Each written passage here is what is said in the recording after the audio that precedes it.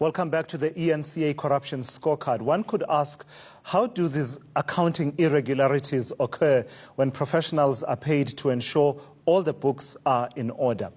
Our starting point this afternoon, I caught up with the CEO of the South African Institute of Chartered Accountants, Freeman Nomvalo, to get some answers on this question and a lot more. What did you do exactly with your bylaws that sort of enables you to hold professionals in your line of work among chartered accountants accountable where they are either complicit by their silence or actively aiding and abetting wrongdoing? Yeah. Now, the real issue with our bylaws was that we had a number of things that would be minor infractions that had to go through a somewhat lengthy process than it is warranted. And we've now grouped all of those properly, and we have a shorter way to deal with those quickly. For instance, somebody has failed to comply with a provision to submit a certain return by a particular date. That may not necessarily be a big issue unless obviously it recurs regularly. So the first time that happens, you should be able to impose a penalty on that person instead of going through a disciplinary process. And the majority of the cases that we've had to deal with were cases in that space. So all of those cases now will be dealt with through a very straightforward process, very short process that frees the resources in terms of people and time to deal with complex cases, and then we can be able to focus on those complex cases quicker. Yeah, because I mean, part of the requirements in as far as operating a business in this country is that you should have an accountant looking at your books and helping you report to organizations such as SARS and CIPC, and if you're listed, I suppose they'd also be helping you with the JSE processes as well. So yes, you understand the question when South Africans say, how is this even possible when they're supposedly accountants? Why are we even talking about phenomena such as accounting irregularities, creative accounting? Well, those charged, and it underscores the fact that you can't just rely on auditors alone, because auditors come in at the end of the period, and they come only periodically to evaluate what has happened in an organization. Those that are charged with the responsibility to manage the company, the chief financial officers, those that play an oversight role, like the audit committees and the boards of directors, the internal auditors. We need all of these different aspects of an organization to function and function effectively if we are to have a chance of minimizing these irregularities. And we're doing some work in this regard as SAICA in order to make sure that we've got a better understanding of those aspects, but also we advocate for all of these functions to function properly so that we don't leave these things to auditors. So to just give practical effect and an example of what we're talking about, what will be different, what is different now as SAICA looks at and perhaps is engaged with the issues coming out of Tongaat Hewlett, for example, where, you know, the allegation is that there was something similar to what happened with Steinhoff, right, in terms of misstating the assets and profits and revenue generation of the business. What will be different in how you look at it right now compared to, say, perhaps how you looked at Steinhoff at the end of 2017? What tools do you have now? Well, essentially, we're going to have more time to look into those issues now than we did before. But also, we are strengthening our cooperation. We've always had this cooperation between ourselves, the JSE, and the other structures like ERBA and so on. And we are engaged in conversations with them where we are saying, what else can we do together to speed up these processes so that we can make sure that our capital markets have got integrity. And that, I think, will stand us in good stead going forward. Do you ever encounter instances where it wasn't just dereliction of duty or perhaps ineptitude, where it was actually criminal? And in those instances, what happens? Well, in the event that you are certain it's criminal, you've got to report it to the law enforcement agencies. Yeah. And the first part of your question is, do we ever discover where this is more than just negligence and all of those things? There's a very interesting point that came out of the discussion in the launch of Professor Nkutlu's book on Friday. And what Professor Nkutlu talks about is those instances where accounting irregularities occur year in, year out. And there has been a period of time over which, an extended period of time over which these things were happening. That begs the question, without prejudging and speculating in as to what normally drives that.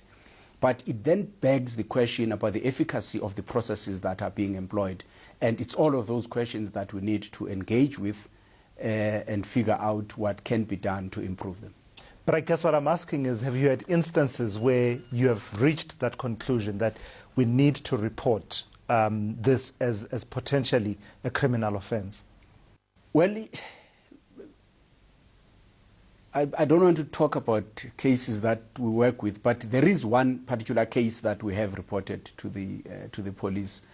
But the point is that when we find other cases, we are obliged in law to do so, and we intend doing that as well.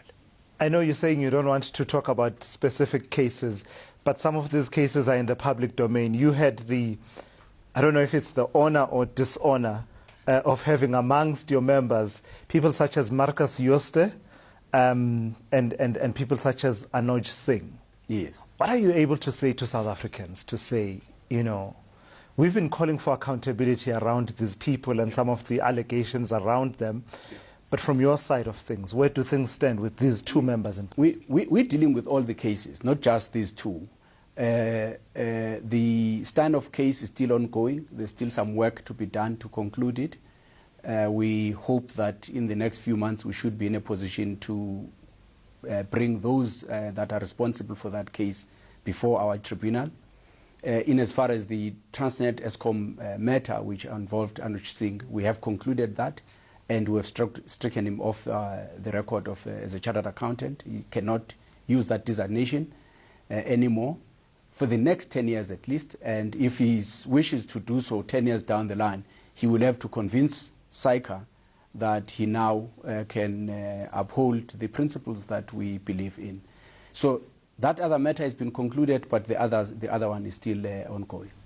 I'm wondering, to what extent do you have this conversation within your context as chartered accountants of the rotation of firms and also the issues around the transformation of the sector itself? Yeah. Because part of the conversation with the auditors is that there's a dominance that has been there. That means that if the big four are getting it wrong, you basically are in deeper trouble than you realize, because there's no space for smaller players to be able to play. Do you have a similar conversation? We do have those conversations. In fact, today I wrote an op-ed into the Business Day. Although I don't talk about the audit firm rotation there, I do allude to another discussion that is taking place, which is about having a multidisciplinary practice that also does consulting work. It is an issue that is of concern. It's been debated for the last 20 years at the very least. It is an issue that is being debated to this day. Audit firm rotation was debated 20 years ago. It's still being debated again today. The real issue in relation to this, rather than thinking about the policy instrument itself, is to think about what is it that you're trying to remedy. Now, the issue for me becomes where the interests of the client and the interests of the firm are aligned. It's very difficult for the firm to be objective. I think it makes sense. So if we come with a policy instrument that addresses that, it would make sense. Does audit firm rotation address that? To what degree does it do so? And does it address, the outlawing of consulting work and assurance work in the same place, as they are busy considering that in the UK the most appropriate instrument? We have to talk about these things and find the way forward. Now, to the extent that there are issues of transformation in South Africa, we also have to learn what has happened elsewhere. The Competition Market Authority in the UK last year decided to introduce a policy of deconcentration, And they said, okay, audits of entities above a certain size will be done by the Big Four, but audits of entities below a certain market capitalization will be done by smaller entities. That has got advantages, but also it's got its own disadvantages. Because where you make the cutoff, you might find that on the smaller entities, you don't have sufficient resources to be able to undertake that audit. Because when you do that audit, also you need to make sure that you are able to execute and execute it properly. Otherwise, you would be violating our code. So it is a discussion that we've got to have, and it is a discussion that we've got to approach, bearing in mind that South Africa is a different market. We're not going to just import what is happening elsewhere. Yeah, that's an interesting discussion. Just talk to me about some of the developments inside the various corporates that we've touched on. Let me start with EOH. I saw a piece somewhere that was sort of suggesting that you've not really played the role that you could have played in as far as the irregularities that happened at EOH. What are you able to say about that? Without sounding like a politician, every case that is relating to malfeasance that we've picked up in the media, that is reported to us, we are dealing with them. We're investigating all of those cases. Yeah, so that would cover everything from EOH to Tongaat Hewlett, as you pointed out. There is no case that we are not following up, yeah, irrespective of the parties involved and the people involved. How big is your caseload? And we're nearing the completion of this interview. How big is your caseload? How, like, in terms of the efficiency of case management, you do talk about that these things take time, but is it a factor of there's just so many cases to deal with? First and foremost, in the past 2 years, we would receive about 240 complaints per annum, thereabout. 230 of those will be the smaller cases that I was referring to earlier, minor infractions. And 9, 10, 11, thereabout would be the big cases or substantial cases. Now, what takes a lot of time is that, one, we have to investigate, we have to get information that relates to this. At times that information is not publicly available. You then have to approach the entities that have got the information for them to help you.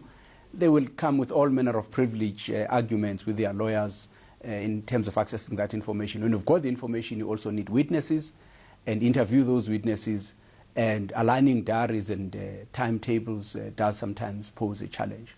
So the bigger thing is the investigative part as opposed to the number of cases necessarily.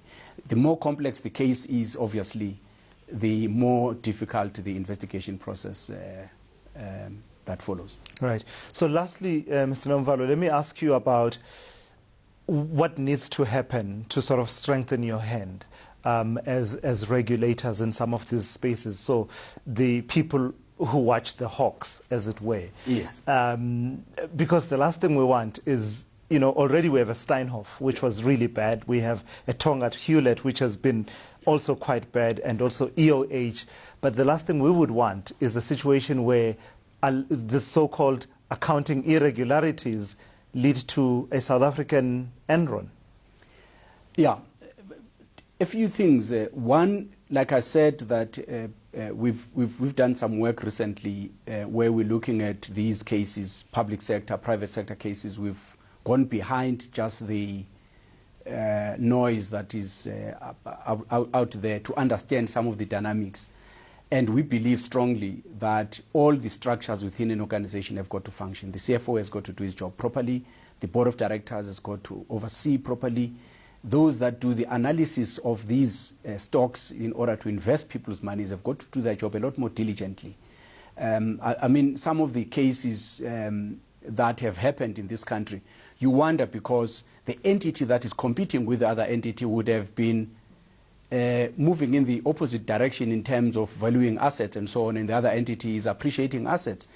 Yes, people can claim that there is competitive advantage, but we need to understand that competitive advantage. I don't think everybody in the market is that dumb not to understand. So I think that there has to be a little bit more diligence even at that analysis level to understand these things. And of course, the oversight structures have got to function properly. The board of directors, the audit committees. Boards of directors have got a responsibility to interrogate what management gives them. And for that reason, they are fully entitled to get an independent opinion on what management is giving them. So it should not be an excuse that you only come there 4 times a year, you get a pack prepared by management. You should do your own work as the board of directors in order to satisfy yourselves that the information presented to yourselves is credible. You understand the business better. And then, of course, we as auditors, our members as auditors, have got to play that role as well. So I believe that all of these structures have got to function properly, and that is the work, that is the mission that we are engaging in as SAICA. And when we are ready, we will be announcing something on that. So how do we hold you accountable then, as the South African public, tired of the erosion of our trust in institutions and professions that we should trust, without thinking twice about it? How do we hold you accountable as SAICA? All the promises we make, we should keep. If we say we shall discipline somebody, we should discipline them without fear or favor. And if we don't do that, we should answer. I know I've said that it takes time to do these things, but we should be able to explain where the process is at and so on. And also, we have to be transparent. When the cases are concluded, we need to be able to announce those cases without exception, because then the public knows that we dealt with this case and this was the outcome. Whether we find that the person has done wrong or the person hasn't done anything wrong, we need to announce all of the cases. And a few of the people in VBS were your members as well, right? Oh yes, one of them is already no longer a member of SAICA because he was sequestrated. Our bylaws allow for that to be dealt with summarily, but the others are under investigation, and we're going to be pulling them before the disciplinary hearing as well soon. All right. Mr. Nomvalo, thank you so much. I really appreciate your time and your insights here on the ENCA corruption scorecard. Thank you very much. So that is the accountant's side of the professions, the 2 professions. In the next few minutes, we'll delve deeper into the situation in as far as the auditing profession is concerned. My panel coming up next with Dr. Iraj Abedian and Bernard Agalas, who just finished his term as the head of the IRBA, the Independent Regulatory Body for Auditors. That is coming up in the next few minutes.